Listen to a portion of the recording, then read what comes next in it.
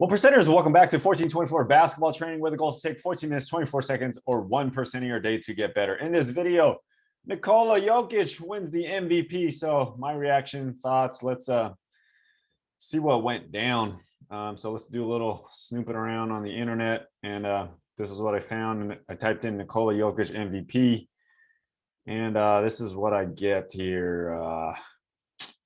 91, Embiid, Curry, Giannis, CP3 got a look. So lots of people gave Embiid second.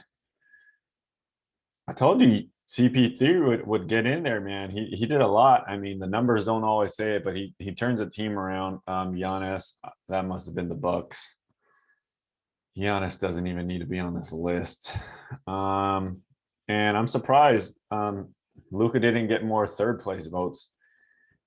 If it were up to me, if I had a first, second, and a third vote, clearly I would go Jokic number one.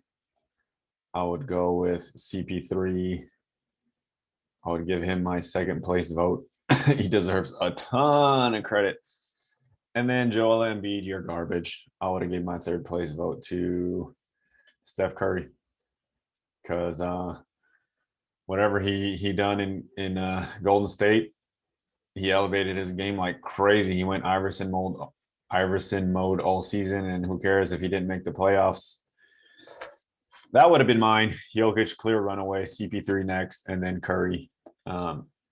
Joel Embiid, nah. Giannis, hell to the no. I love Luka, but his team underperformed, I think. All right, so let's see what some of these guys have to say.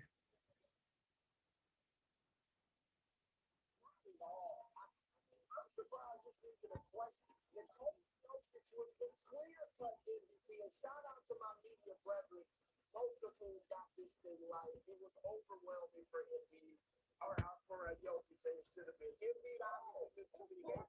I heard a little chatter. I heard some chatter after that game last night where Embiid was terrific. It was a revenge game. Oh, he was upset. Joel didn't buy into it, and he didn't say anything about it. But that is ludicrous to think Embiid after missing 21 to 17 games should have got MVP. And then please don't come with the Chris Paul stuff. I saw, but he was third on my mouth, so I didn't see anything up. I saw he got 2 votes. That has to be on the clip or Chris Paul and James from State Farm. Because I can't imagine how Chris Paul got a vote for the MVP. I mean, crazy. What is this series like that? I think this has nothing to do. This is not a memorandum board that Chris Paul should have won over best players. Both of them was scoring points a game. Then Chris. Don't get to without second best player Jamal Murray. And without starting backcourt when he's going real hard. So this has nothing to do with it. Great suggestion for the NBA. I hope you're watching. This is what they need to do. To avoid all of this talk about, oh, if a player they don't get to the finals, have a award show. After this, and start the playoff, do it on TNT with Charles getting shot to Irving, and make it a great show. You can have the player going there. All right. I mean, who needs to listen to this? I mean, I don't. Jokic wins MVP. Let's see some other reactions. I mean, let's see what Shaq has to say.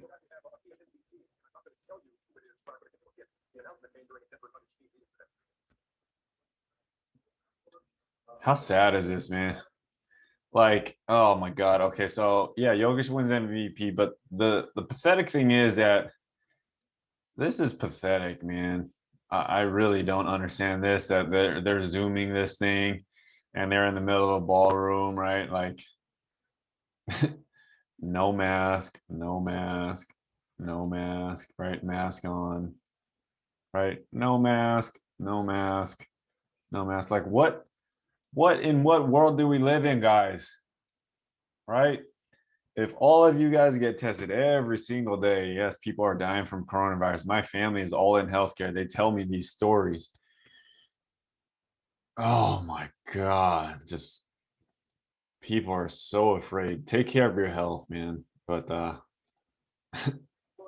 this stuff is mind-boggling. Mind freaking boggling. Let the fans back in.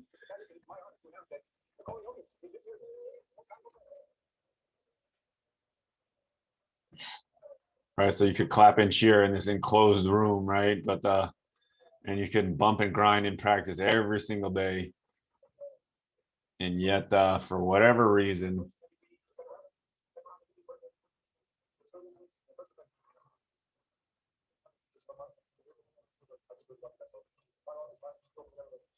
I don't ever really hear him talk, so let's actually listen to him.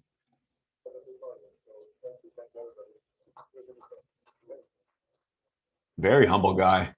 No jokes, no nothing.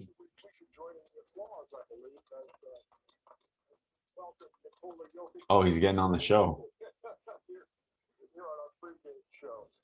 Nikola, I got a two-part question for you. The first is who was on the phone when the announcement was made? Who were you talking to, or who were you? It was my family. It was my family. This right here, this little plexiglass, this is my office filled of notes and stickies. You've seen the wall in my gym. All kinds of affirmations, reminders, thoughts, how to think, reminders, things to do, strategies, all these things. That's funny. That's how my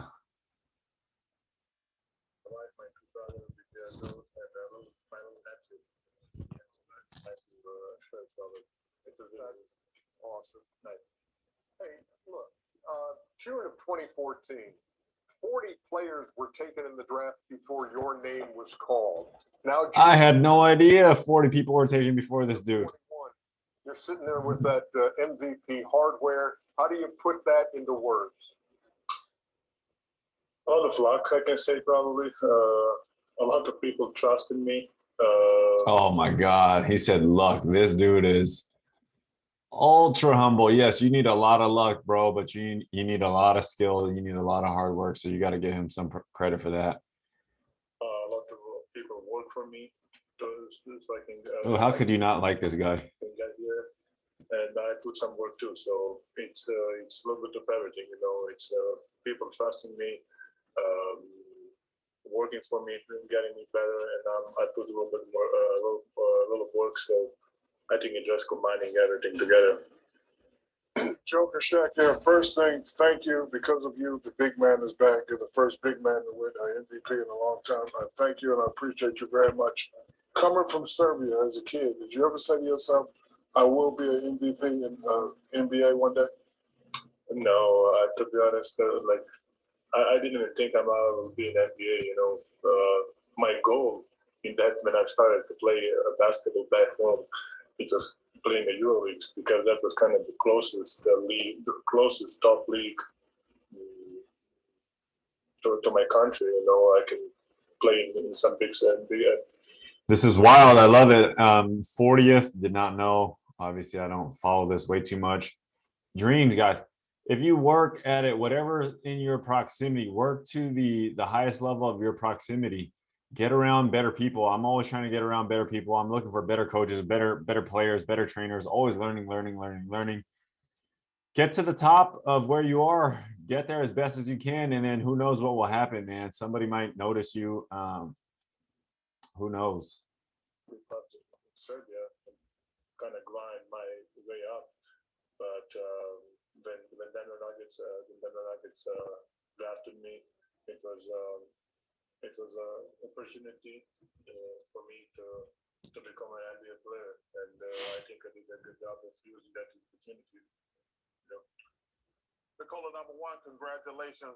Who was the first coach who made you believe in yourself? This is a freaking great question, Chuck. Oh my God. So in high school, a lot of you'll go through a lot of coaches by the time you get to high school, and some will truly believe in you. Some will just push you through the system. Some teachers will say you're not worth it. Some teachers will say you're you're dreaming too big. I hate those teachers. I'm not going to call out those teachers, those coaches that said that to me, but I'm always encouraging my guys to dream bigger. Even parents nowadays, it drives me nuts when parents are dream killers. I hate fucking dream killers. I hate dream killers. Like, what are you on this earth to do if you're not there to chase your dream? If you don't even have a dream, I feel sorry for you. Find a dream, chase it, figure out how to get it, ascend that mountain, man. Go up that mountain. I told you guys, my dream is open a gigantic warehouse where I can train more people. It started with one kid. Hey, can you teach me basketball? They saw me playing really well, and hey, can you help me? And then it came a parent saw me playing, hey, can you help my kid? And then I didn't choose this life, man. This life chose me. But that's a whole nother story of how I got into coaching. But It's like he said, no. I hate dream killers. And on the way up the mountain, a lot of people will try to tear you down. And you need coaches, teachers, friends, supporters. You need all those people to support you. Gonna be a great player. There's always a coach who gives you that things like give you that supreme confidence. What coach would you like to thank? Oh my God, man! Whoever he says here, I need to meet this person. That supreme confidence. But to be honest, in every coach that I have really gave me a freedom to do kind of my thing, you know. So every coach. Ooh, if you know anything about me, I always talk about freedom. It's all about freedom, right? Too much structure, these guys will rebel. It'll be too bored. Too little. You know, America is all about freedom, man. You got to have freedom to pursue whatever the heck it is you want, man. That's one of the main reasons I quit my job as a psychologist. There was no freedom. It was so structured, so much bureaucracy, so much paperwork, so much nonsense. You can't even help the people. Yeah, freedom. Everything's about freedom, man. To show my skill set or whatever. So, God, I'm getting off into a gigantic tangent, right? So, if you get a 7-footer, who rolls up into your gym, do you give him the freedom or do you just bury him down low? Hey, post game, get stronger, get thicker, work on a jump hook, turn into Dwight Howard, turn into a robot. I don't know, man. You got to give this dude a freedom to shoot that ugly jumper. You know, if he works at it like that, now look at how the high position 3 on his jumper is so deadly. The unicorns or the really, really special people are the one that are allowed to pursue and have somebody behind them pushing them and guiding them. The kind of the coach who really tell MVP as a word in my name in synchronization it's Felipe, our stand coach. So he was the one. Who? Like, Felipe? It's Felipe, our stand coach. So he was our sand coach. He was the one like 1.5 years ago, 2 years ago. He was telling me MVP, and he was kind of the first guy who put that in my brain. I can say like that. You know, congratulations. Yes, Felipe, man.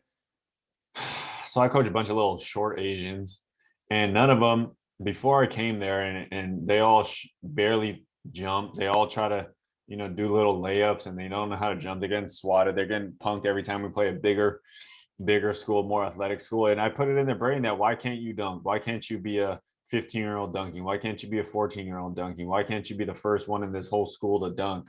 Like, why not? Why not? Why not? And then obviously last year I got one player to do it, and this year I'm gonna do it again. And so there's just a whole new standard around my team. MVP of the NBA sounds probably overwhelming, but there had to be a point, like you said, you didn't think about that.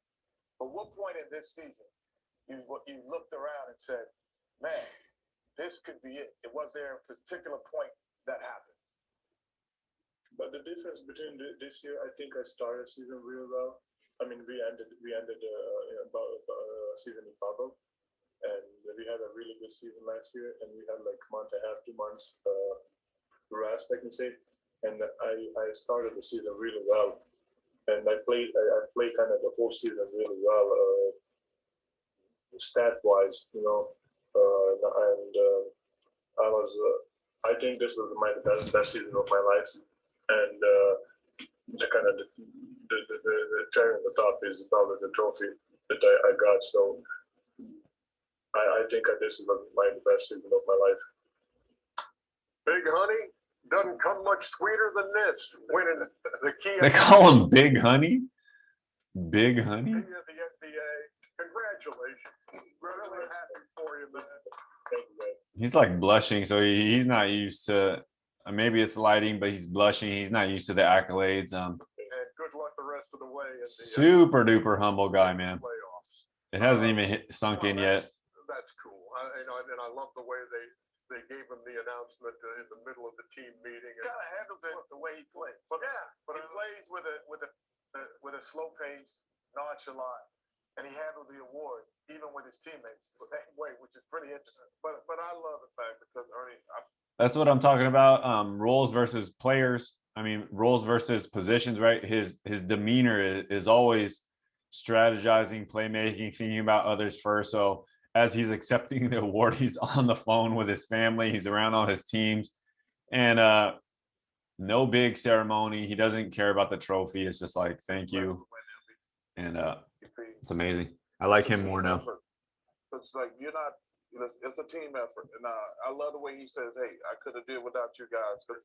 yeah, and as you point out, the big man is back. Hasn't happened in a long time since you, big fella, that a center won. Wait, you won MVP? Yeah, I should have won 3 of them, but they gave 2 away. So, right, the personality, right? Shaq, super egocentric. He's more of a scorer, right? Shaq is a scorer, right? So just that comment alone right there, like I should have won 2 more, but they gave 2 away, right? He thinks he deserves everything. When he talks about Jokic, he thanks Jokic for bringing the big man back, because Shaq is the big man, right? He wants people to focus on the big man. It's just personality, man. It's so funny. All right, guys. I know you guys are excited for Jokic. That's pretty cool. I don't really listen to the player interviews that much.